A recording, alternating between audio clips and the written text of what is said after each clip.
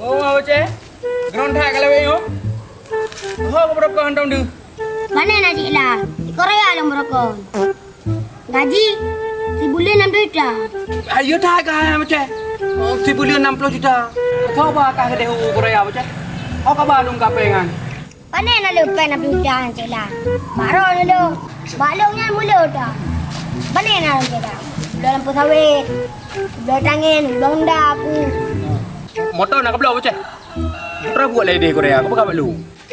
Oh, ide je lah. Oh, mengata kerja ide. Ilong dia juru karangan. Garangan pu.